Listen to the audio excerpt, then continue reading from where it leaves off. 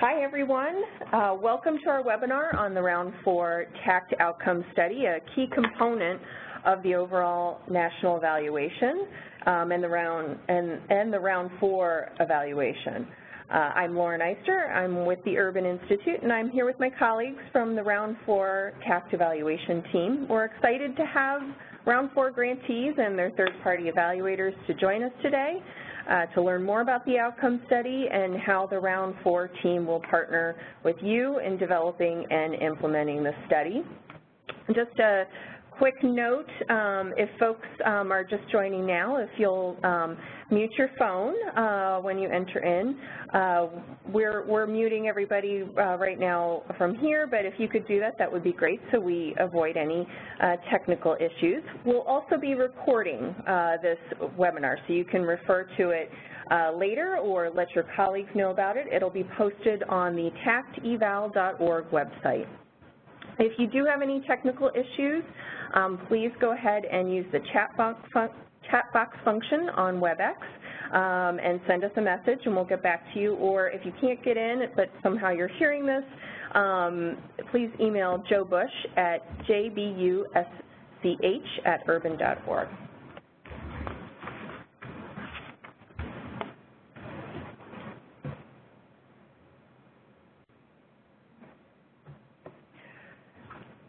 So for today's webinar, I'll introduce the Round 4 TACT evaluation team from the Department of Labor, Abt Associates, and the Urban Institute. Molly Irwin from DOL, who is overseeing the outcome study, will say a few words then. And we'll turn it over to Karen Gardner and Adrian Smith from Abt Associates, who will present an overview of the outcome study and the opportunities for grantees and third-party evaluators to collaborate with the Round 4 evaluation team on the study. We will also talk about our next steps and what the grantees and third-party evaluators can expect if we contact you about the study. We have about an hour, but we will leave plenty of time at the end to take your questions. For questions, I know I mentioned the chat box function for any technical issues you have, but if you would use the Q&A function on your screen to ask questions, please do so throughout the presentation. And we'll get to them at the end, and we'll do our best to discuss everyone's questions. And we hopefully our partners at ETA are also on the phone, and we'll touch base with them if there are some specific questions about grant requirements and other issues. So we'll all hopefully be able to address the topics and questions you're interested in. And if after the webinar something comes up and you want to ask us that, please email the Round 4 evaluation team at the tacteval@urban.org email. Great. Next slide. So I just want to introduce the Round 4 evaluation team quickly, and then I'll turn it over to Molly. As I mentioned, Molly Irwin is with the U.S. Department of Labor. She's with the Chief Evaluation Office and is working with Janet Javar. There are federal project officers for the overall TACT evaluation. And Molly's been focusing on the outcome study with us, so she'll be able to speak to that in a second. We also have from the Employment and Training Administration, Cheryl Martin. She's the program manager for the TACT grants. I'm sure you've heard her name or talked to her or seen her at the many meetings, and so she'll be a part of this team as well. Abt Associates is leading the effort and the Round 4 TACT contract. And we have Karen Gardner, who is the project director, Adrian Smith, who is the deputy project director, and Dave Judkins, the co-PI. And Dave and I are co-PIs together. This is, again, Lauren Eister with the Urban Institute. So we're really, again, happy to have you on the phone with us today and on the webinar, and I'll turn it over to Molly. Great. Thanks, Lauren, and thanks, everybody, for joining. I'm really excited to be here and to hear this presentation. I just want to take a really quick minute to thank all of you for dialing in today and spending the next hour hearing more about the evaluation, but more than that, for your time over the last few months, talking to the evaluation and the evaluation team and helping us understand what your programs look like. I think everybody knows that DOL is committed to using our grant programs to build knowledge about effective approaches, and the work that you're doing really allows us to do that. So I thank you for being part of this, and I really, we're excited to get started with this study because I think it'll be extremely beneficial not only for us at the Department of Labor, but for the field more generally, and I think and hope for those of you who participate, it will be helpful to you to learn more about your program, to be able to understand and demonstrate its effectiveness, and to share that information more broadly with the field and with your stakeholders. So thank you for being here. All right. Okay, so thank you, Lauren. Thank you, Molly. This is Karen Gardner, and as Lauren mentioned, I'm the Round 4 Evaluation Project Director. My colleague, Adrienne Smith, and I are going to present an overview of the outcome study. Adrienne is the Deputy Project Director, but she's also leading the site selection task, so you will probably be hearing from her quite a bit in the months to come. So as you may know from previous webinars or presentations, we have two primary components in the Round 4 evaluation. So just to provide a little bit of context before we get started, the first component is the national evaluation. We are assessing the implementation and outcomes of the grantees to create a national picture of the initiative. Basically, this will involve a number of tasks. We'll do site visits to a select number of grantees to document their programs. That will happen mid-2016 through 2017. A survey of all colleges participating in the Round 4 grants. We'll be doing that next year. The outcome study of a select number of grantees, which we will be talking more about today. Synthesis of third-party evaluation findings, which will be 2018 to 2019, and then an employer study to explore how DOL can encourage the workforce system to build strong employer relationships. The second component is support for third-party evaluators through peer learning activities. This is aimed to help improve the rigor of their evaluations. I don't know how many third-party evaluators are on the call today, but welcome. We developed the TACT evaluation website, which is www.tacteval.org, which has a number of resources related to evaluation, as well as linkages to technical assistance and other resources. And if you haven't visited, I encourage you to do so. We're providing feedback on each grantee's detailed evaluation plan, and we're also hosting virtual roundtables, webinars, and other convenings on a variety of evaluation-related topics. So for today's webinar, we're focusing on an activity that supports both components of the study, and that is the outcome study.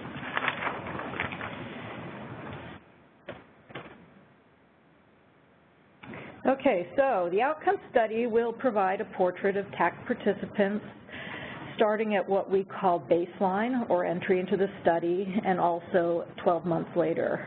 We're interested in describing participants' demographic, economic, and educational characteristics when they enter the program, and we will explore whether there are any changes in these characteristics over time. For example, receipt of public assistance benefits might change, post-program, marital status, number of children, things like that. We'll track education and employment outcomes, and we can examine them by subgroup. So we'll look at this by gender, by age, educational attainment, and other subgroups. The outcome study also will promote the rigor of grantee third-party evaluations. As you know, and as Molly mentioned, TACT has a strong focus on evaluation-based practice and evidence-based practice and evaluation. So grantees are required to have an independent third-party evaluator to design and execute a rigorous evaluation. So the data that we collect can be shared with third-party evaluators. How we facilitate data sharing will vary by data source, and we'll talk about this a little bit more in a minute. But this is a key component of the outcome study. The study will focus on a subset of grantees. We're thinking up to 10. Within grantee projects, we're specifically interested in the programs that are supported by TACT, so that will be the focus of the evaluation. And finally, the outcome study will collect information from all individuals who consent to be in the study. There will be no random assignment of applicants to a treatment group or a control group, so that's a departure from those of you who have had conversations with us in the past. This is a change in the design. So what data do we plan to collect? At baseline, we have 3 forms. We'll need assistance from grantee staff to administer these. Adrian will say a little bit about that in a minute. The first form is an informed consent form. This describes the study and the data that the evaluation team will be collecting. Individuals who consent to be in the study will simply sign the form. Very easy. There's also a baseline information form, or how we call it the BIF, and this starts building the portrait I mentioned earlier. It's critical to our plans for subgroup analysis. It's also very important to our follow-up survey. There are 4 general sections. One is on demographic information, and this includes age, marital status, number of children, race and ethnicity, a number of demographic categories, education status at the time of study intake. So not only are we interested in what the highest level is completed at the time of intake, but also we want to know what individuals' plans are. Are they interested in a credential, an AA, a BA, more than one? So we'll collect that as well. We will have a number of questions related to economic security. This includes receipt of public assistance like TANF or SNAP, employment history, current household income, and then finally I mentioned contact information for the 12-month survey. This is very important so that we can contact people a year after program entry and learn more about their experiences. The final baseline form we're calling the self-administered questionnaire. It's a pretty short form. It focuses on attitudes about oneself, how one feels about different aspects of his or her life, whether the individual feels competent. There's also a self-assessment of math and computer skills. So all that's done right up front when somebody enters the study. The other piece of data collection is a year afterwards, the 12-month survey, or we'll start trying to contact people 12 months after the date that they enter the study. And we will use this survey to determine a number of outcomes of interest to DOL, and we think to grantees as well. So, for example, did the individual receive training? Did he or she complete it? What type of training was it? For example, was instruction provided online, in classrooms, a hybrid? How many hours of instruction were provided? Were credits earned? If so, how many? What credentials were received and how many? We're also interested in other TACT-funded services an individual received. I mean, this could include advising, job search assistance, anything that's funded by TACT, use of computer labs, things like that. We want to collect information on what individuals think about the services and the training they received. You know, how would they rate it? Do they think it was helpful in pursuing their goals and ultimately in additional education or employment? We want to find out about employment status, so not just whether an individual is employed, but the characteristics of the job. Is it a job in the area for which the individual trained? Whether the credential was helpful, whether the job has benefits, sick leave, vacation, things like that, just more about the nature of the job. And then finally, we'll double check on the economic independence question. We'll look at household income, whether that's changed since baseline, public assistance, receipt, and things like that. The National Evaluation Team will administer the survey, and we're thinking about 2 modes. One, we'll start with a web-based survey, and then phone follow-up with non-respondents. The final piece of data that we're seeking to access is quarterly wage data from the National Directory of New Hires, and we're currently working with the Department of Labor on this request to the Federal Office of Child Support Enforcement. Many of you probably know that the ND&H is a repository of quarterly wage, new hire, and unemployment insurance records from all states.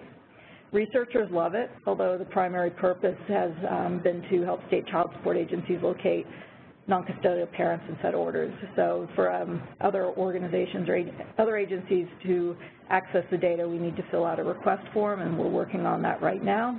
We're hoping that we'll get access to this data and be able to look at both wages pre-program entry and post-program.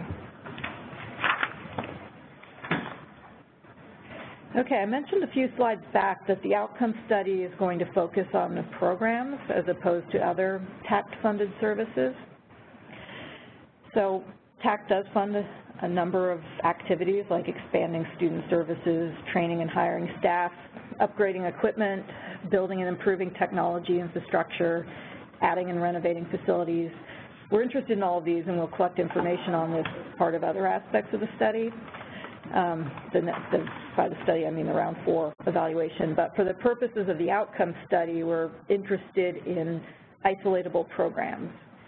So by isolatable programs, what we mean are a designated grouping of courses and or for programs that go beyond one term, a specified sequence of courses.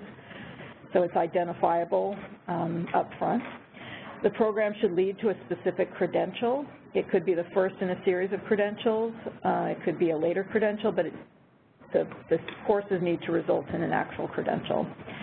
The program should be relatively short-term, ideally 1 to 6 months, so that we have time to look at what happens after the individual completes the program.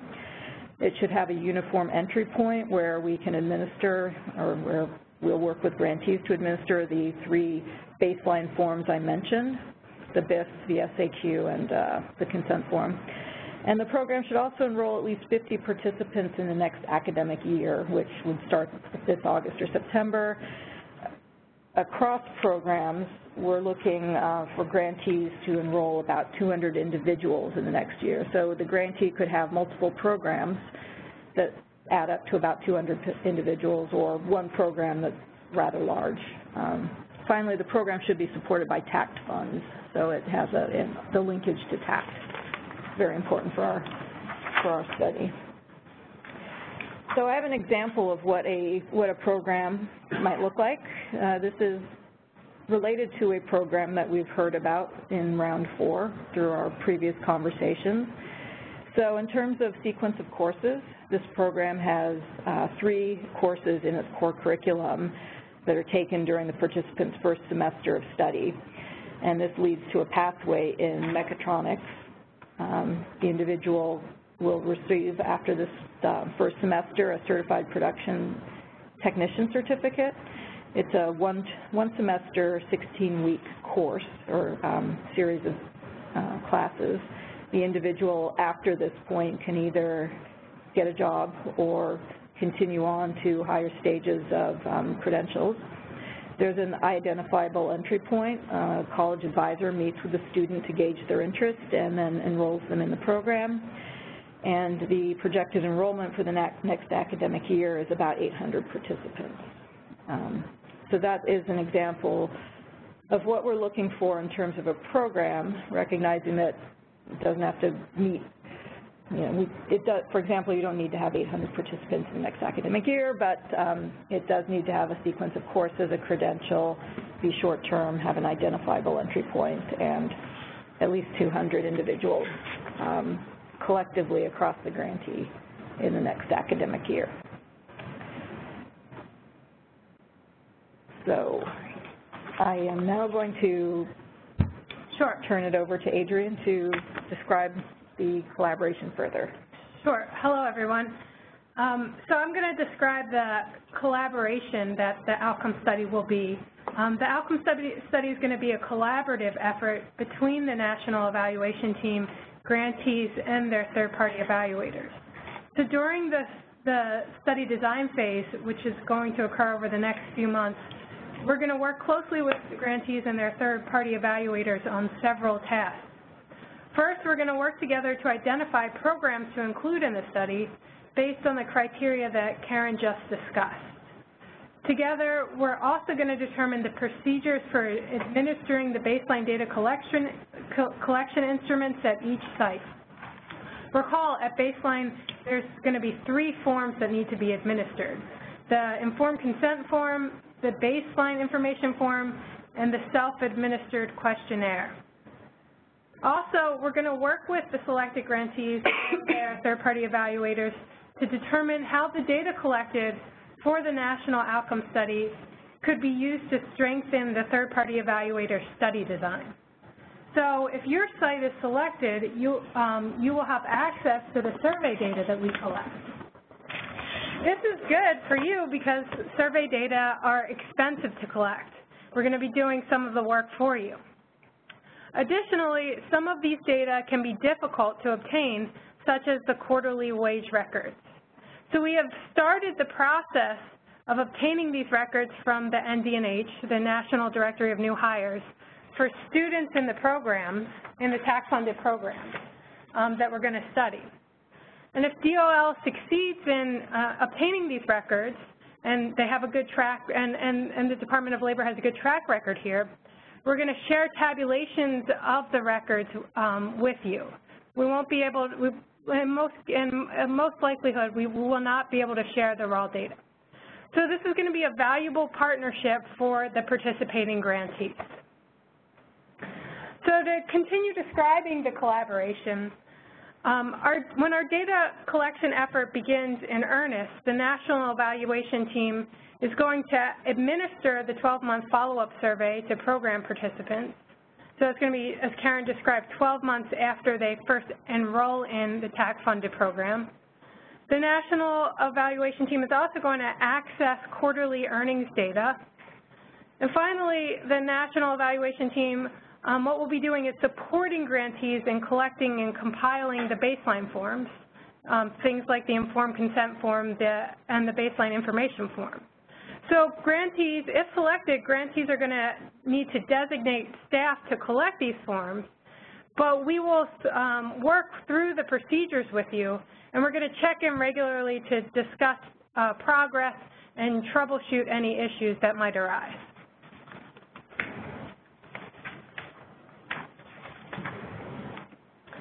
We want to give you a sense of the timeline and next steps for the outcome study. The National Evaluation Team conducted a review of various documents like your grant applications, the DEPs, and other such documents, as well as notes that we had on file, summaries of earlier clarification calls that you may have participated in. And so we took a look at all of these documents over the last month and a half or so. We recently recommended to the Department of Labor a preliminary list of grantees with which to conduct follow-up calls. Again, we identified these grantees as potential candidates for the outcome study based on whether they met the program elements that Karen described earlier. Grantees can volunteer to be considered or to participate in the outcome study too.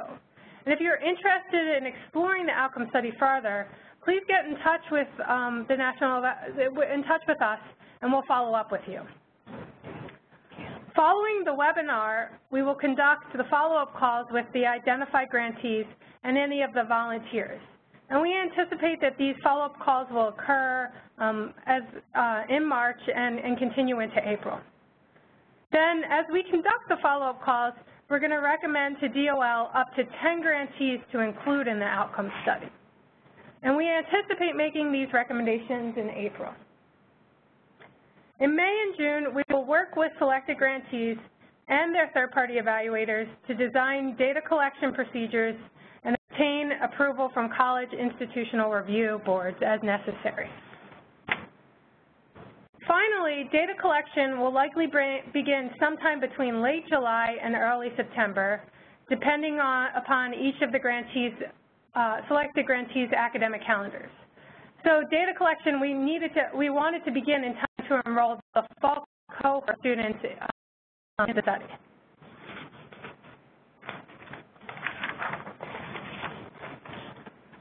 I want to talk a little bit more about the follow-up calls, which we're going to conduct over the next month and a half or so. So the calls are going to last about 60 to 90 minutes. We would like for representatives from both the grantee and the third-party evaluator to participate in the call. During the calls, we're going to ask questions about several topics, including the third-party evaluation. So we're going to ask you things about general evaluation design, whether there have been any changes to your design, and the targeted sample of participants that you'll be studying. We're also going to ask questions about the grant specifics. So we want to know things like your participant enrollment goals, What is the anticipated remaining enrollment? So how many participants do you expect to enroll next academic year? We're also going to ask whether there have been any changes to grant-funded programs and activities and services. And we're also going to ask you questions about the different programs supported by the grant. So during this part of the call, we'll delve into the grantees' programs one by one. For each program, we want to know the following information. What credentials are available to participants? How do students enroll in the program? What is the anticipated enrollment for next academic year? Where does the program take place? Which campuses or colleges offer it? And what is the extent of tax support to the program? Finally, we'll ask you questions about the college's IRB to determine whether the study will need IRB approval, what the next steps for securing that approval will be, and also the length and timing of the IRB review process. So those are the follow-up call specifics. I'm going to hand it back over to Lauren, and she'll describe how we'll address the questions in this next part of the webinar. Great. Thanks so much, Adrienne. Very simple, and some of you have been doing this already, submitting your questions in the Q&A function. So we're looking at those right now, and we're going to start to address them, but keep them coming. We will keep the line open for a while as long as your questions are coming, and hopefully we can address everything for you. But again, please submit any additional questions to the tacteval@urban.org email, and as Adrienne and Karen mentioned, you can, volunteers, grantees interested in the study can reach us at that email address as well. All right. Okay. So the first question is, can they fill out and do the consent online? Paper might be challenging to do in some situations. So we're working, so what will happen is, should the grantee be selected for the study, we'll assign a liaison to work with you and figure out the procedures that work best in your particular setting. We do have an online function available for filling out the baseline information form. In terms of whether the consent can be filled out online, that I would need to check if we actually need a hard signature or not, to show that the individual consented, or if we can actually just have a checkbox or something. But we'll check with our institutional review board and see. But we will have online capabilities for the other paperwork, and so that would be an option if you were part of the study. I don't know, Dave or Adrienne or Lauren. Well, I mean, the IRBs do have provisions for sometimes not having a hard signature, but I don't think this study would meet those criteria. So I would imagine we're going to need hard copy consents. Right. The other issue with the consent is we usually will have an individual sign two and keep one for their record, so they always have a record of the consent form, and then one would be kept for the study team. So, but we will check into the IRB with that question, and if the grantee who asked this is ultimately selected for the study, then yes, please raise it with your site liaison. Karen, we also have an online version of SAQ available as well as a different. Right. So the other two pieces can be done online, but the informed consent is questionable.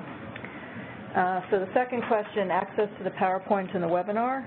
Sure. Some folks have definitely been asking how they can access the PowerPoint and the recorded version of the webinar.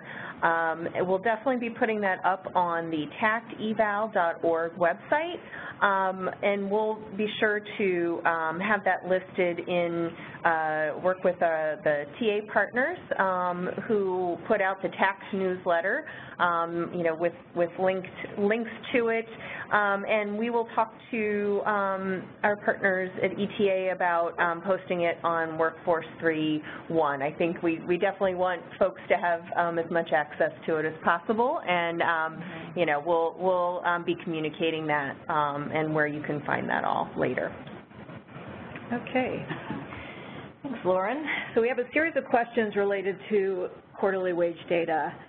The first question is, can third-party evaluators access it? The second question is, how is this different from the workforce data from what we get from our state agency? And can we get more detail on your last point on the plan to access wage data for participants? So, starting with the first question, and I'll say a few things and then turn it over to Dave. Third-party evaluators, we're currently working with DOL on a request to access the data from the Office of Child Support Enforcement. For other projects, we do have the agreement to access the data. However, there are very strict provisions about passing the data along to others, we're not allowed to include the data in a public use file, even if it's de-identified. What we're doing with other studies is, because we can only pass along to third-party evaluators or external sources tables with aggregate data, we are working with others to do the analysis ourselves or to include data that's part of a pass-through file to the NDNH that the evaluators might want to have matched for their own purposes. So it's a long way of saying, even if we cannot give you individually identifiable data, we can work with you to figure out how we can facilitate the analysis for you. Dave, if you want to say anything more about that. I mean, I hope that we'll be able to arrange it that is stronger than facilitate. I mean, we'll essentially be, I would see it sort of like a data center for you, where you might submit SAS code to us, and we would run it and get the results approved and return them to you. We wouldn't do coding for you, but assuming you've got programs that will work on dummy data, we can run them. Of course, we can't send anything back to you until they've been approved by Office of Child Support Enforcement as safe to release, but then we could send them back to you.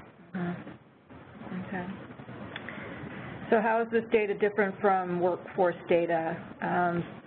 The difference between the NDNH and what you might get from a state agency is it's multi-state. So if you have individuals who are, say you're in Virginia and your students are working in Maryland or the district, you would be able to get information from individuals who work out of the state that you have an agreement with.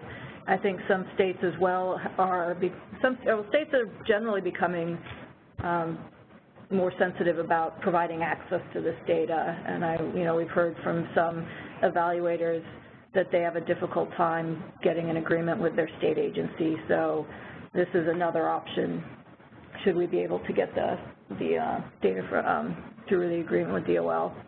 One other small difference is that not everyone is subject to state unemployment insurance. Like federal employees, they're captured in the NDNH, but a small part of this sample. Okay.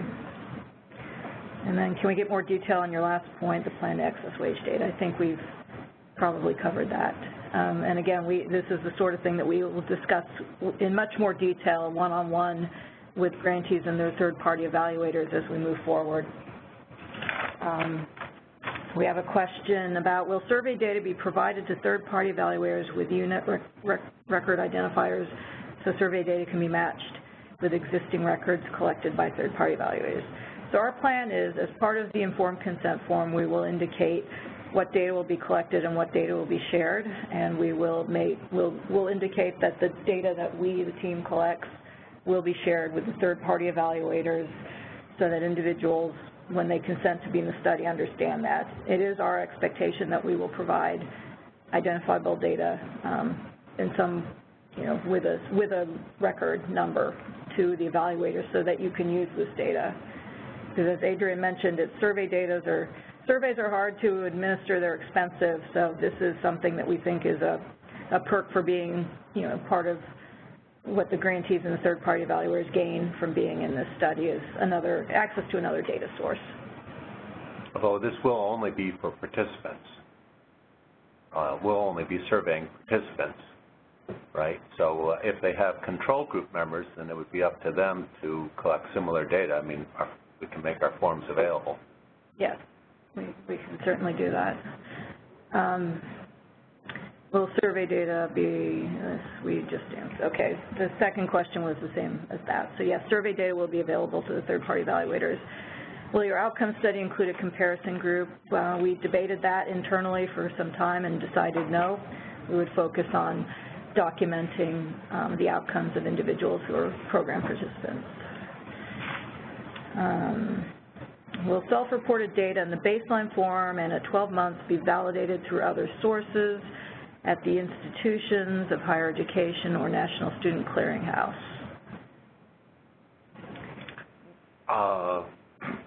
I guess, yeah, why not? I mean, we're doing that for other studies. Yeah. It's not something that we've... Right. I mean, agreement is oftentimes not that great between self-report and NSC, but it will probably be something we'll be looking at.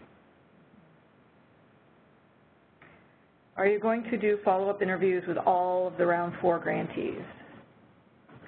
No, we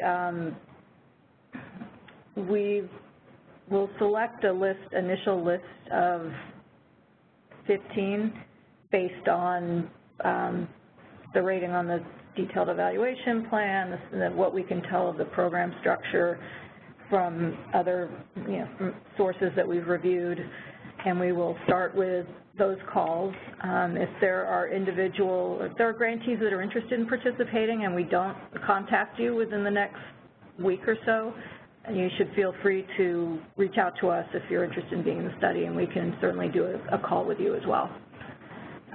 But yeah, with 71 grantees, it would be a little bit beyond the scope of our study, but we welcome to hear from you, and happy to have a conversation with you. Do they need to wait to hear from us, or could they just volunteer right away if they're interested? We're happy to hear from you right away if you're interested in participating, so yes. And you can email us at the tacteval@urban.org, which is right up on the screen.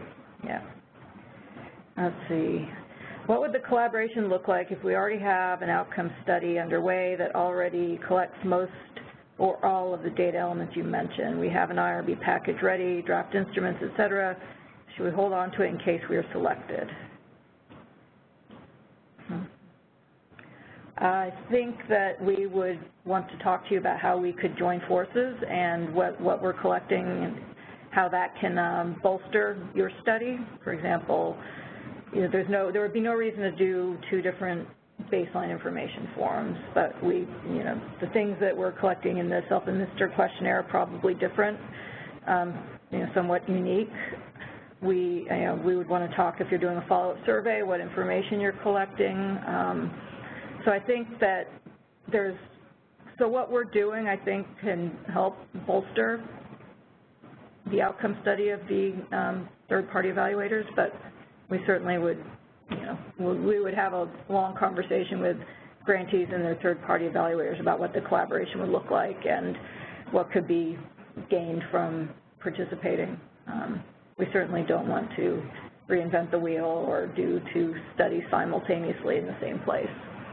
Right, and perhaps we should mention that our 12-month instrument isn't final yet, so we might be open to suggestions for questions to include. Right, that's a good point. The baseline instruments are final. We've already got OMB approval, but the follow-up instrument is still fairly amorphous, so we could possibly customize it to local needs if they make sense to nationally. I mean, we wouldn't have a separate version just for one site, but if the questions that you're thinking of asking make sense for us to use everywhere, then why wouldn't we? Mm-hmm. Right. Subject to time constraints on how long the interviews can go. Right. So we're also, the next question has to do with the time frame for the study, but just to circle back to the previous question, we plan to make decisions on which sites, we'll make recommendations to DOL, and DOL will ultimately decide which grantees to include. So we're going to wrap that up in the next month to 6 weeks. So we, we don't want to hold up any third-party evaluations unnecessarily, and we will make decisions as quickly as possible. So, yes. In terms of the time frame for the study, we will be selecting sites in the next, or selecting grantees in the next month or so, starting the baseline data collection with the fall cohorts, continuing it for a year, and then the follow-up survey would happen 12 months after an individual enters the study. Our whole study ends in September 2019, and we will be producing in that final year of the study, so from October 2018 through September 2019, we'll be doing data analysis and reporting. And mostly prior to that, we'll be doing data collection either through the outcome study sources that we mentioned or the implementation study, the site visits, the college surveys, things like that.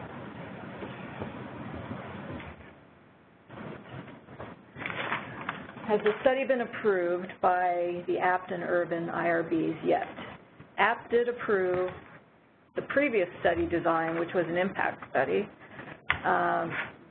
Urban held off on putting the study through their IRP until we determined whether we would be doing a study design. So APT is in the process of having the IRB re-review the study, and as soon as that's confirmed, then Urban will start its process.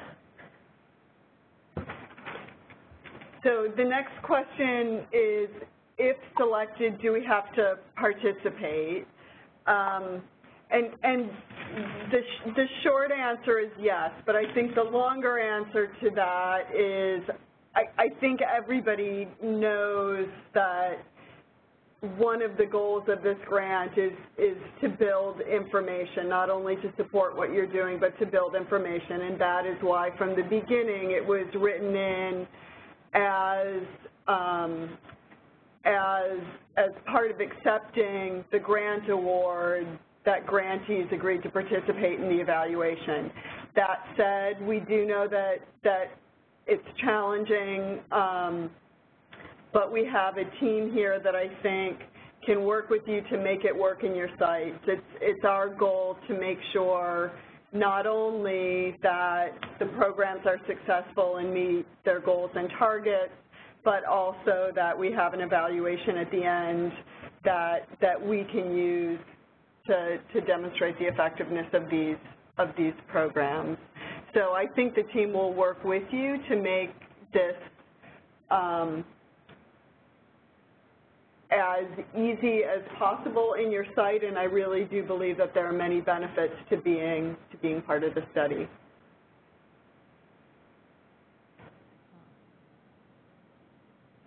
Okay, here's an interesting question.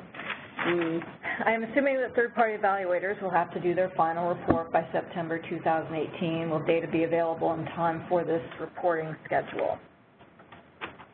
So baseline data will be available. I think much of the survey data, we're trying to do the math here.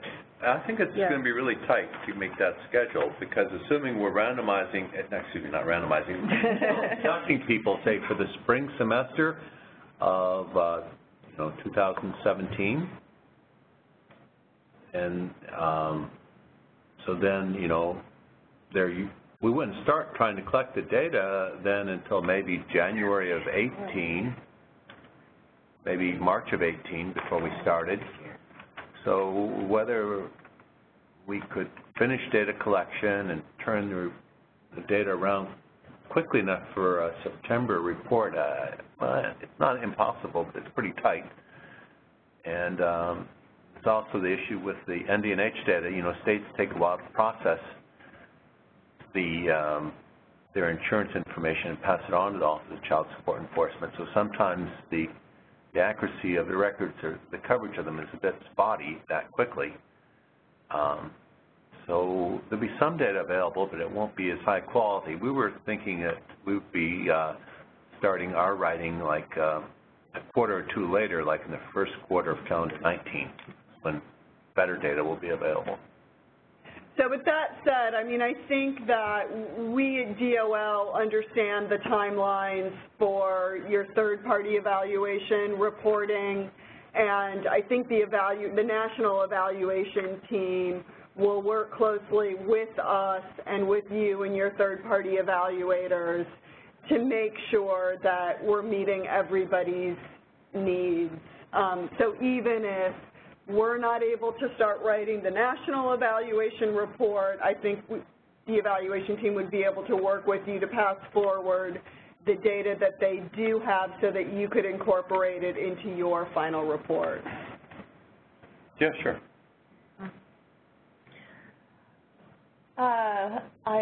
We're not seeing any more questions coming up. I will say, and I'm going to watch here to see if anything comes up in the next minute. On the schedule? Yes. This schedule, I think, sort of increases the importance on a really strong recruitment effort this summer. Because if we can get most of our slots filled in the fall-winter semester, the timing is just so much better for getting data back to you than if we have to go into the next semester as well to make the sample sizes. That's right. So hopefully we'll get this going quickly over the next few months. So a lot of folks keep checking with us on how we'll be sharing the presentation and the recording. So again, it will be posted, the PowerPoints and the recording will be posted on the tacteval.org website. Feel free to email us if for some reason you can't find us at tacteval@urban.org. We'll also work with ETA and the TA providers to ensure the PowerPoint and recordings are accessible on their sites as well, and that you all hear from us on where to find them. So we're not seeing any more questions, and so we're going to end it here. And thank everyone for participating. Thank you so much. Great questions. I think you all brought up some great issues. We'll definitely be discussing those with you during the calls we make. And again, please feel free to reach out to us as well about your interest in the study. Thanks so much, and look forward to talking to you in the future.